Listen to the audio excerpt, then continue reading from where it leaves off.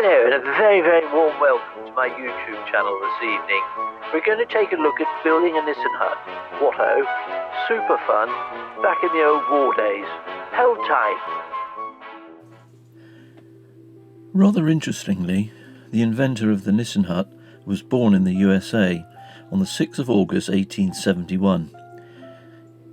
Lieutenant Colonel Peter Nissen attended Trinity College, North Carolina, leaving in 1891.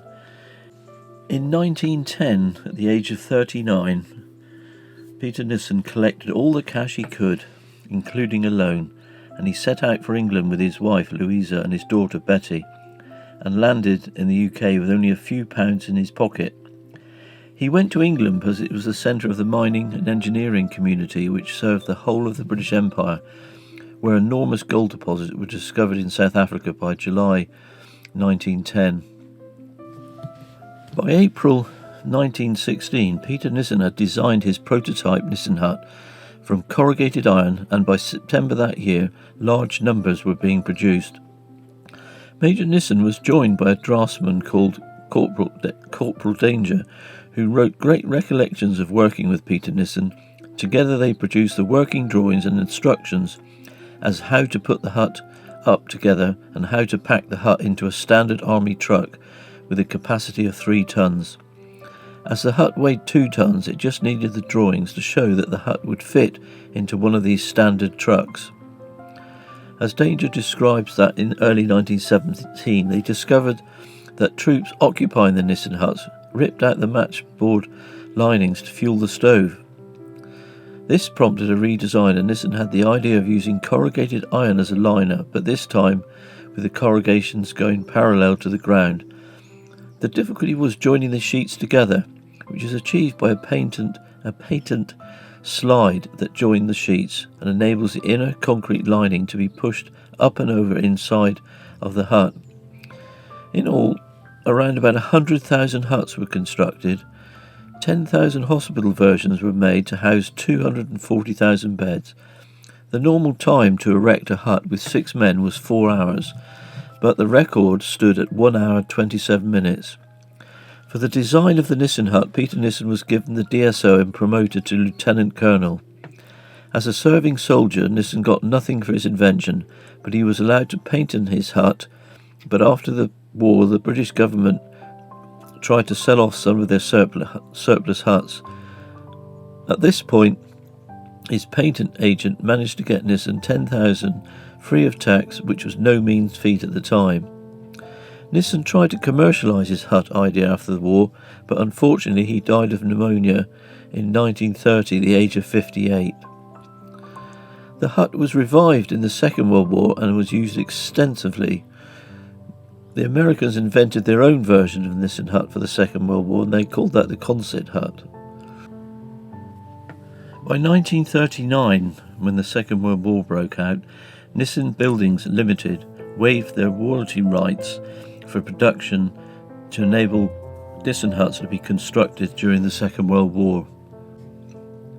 Generally speaking, the Nissen hut tended to be more curved, maximising floor space, but it was often not lined in wartime, whereas the concert hut had a shallower curve restricting use of the floor area, but were lined.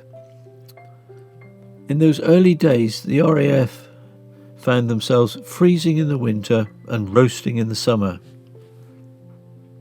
After World War II ended in 1945, the newly elected Labour government under Clement Attlee faced big reconstruction problems. Not the least was an acute housing shortage brought about by bomb damage and general lack of maintenance. By the early 1950s, a young married, demobilised serviceman and their wives were starting families and expected something better than having to live with parents or in-laws. Financially, the country was broke after the crippling cost of a 6-year war, and housing and building materials were in very short supply. What was to be done? One temporary solution lay in the colonies of Nissen huts being vacated by service personnel from units that were disbanding. One such colony stood on the depot field at Newmarket's Holdsworth Valley, where it had accommodated RAF personnel from the local airfield of the Rowley Mile.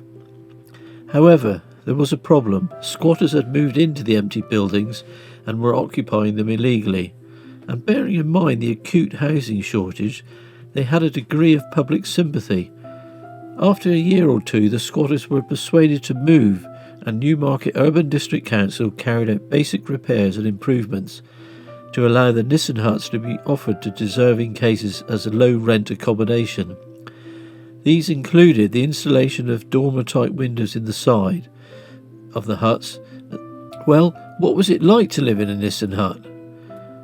I know that the huts were painted black and were fitted out with amenities for a family: a stove, bath, 2 bedrooms, kitchen, toilet, outside coal bunker, and there were even air raid shelters nearby.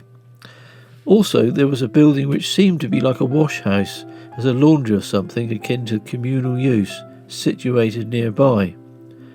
While families occupied the Nissen huts during the early 1950s, the nearest school for the children was situated along Black Bear Lane, on the corner of Fitzroy Street.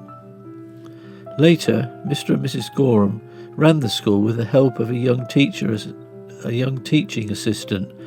Children learnt their alphabet writing with them on chalk handheld slate blackboards.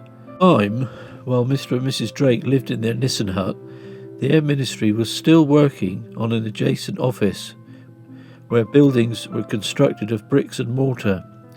Residents of the huts continued to live out their daily lives in these Nissen huts, separated by a wire fence to keep the private, restricted areas. One of the office buildings was filled completely with papers and documents as a storeroom, obviously the paperwork related to the war effort.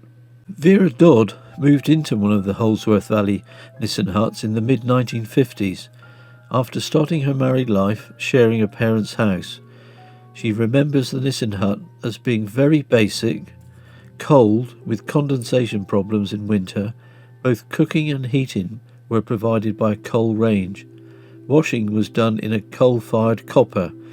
They did have an electric cooker that could be used in the summertime, but no amenities such as refrigerators, washing machines, all that which is taken for granted today. Not a good place to bring up a baby, she says.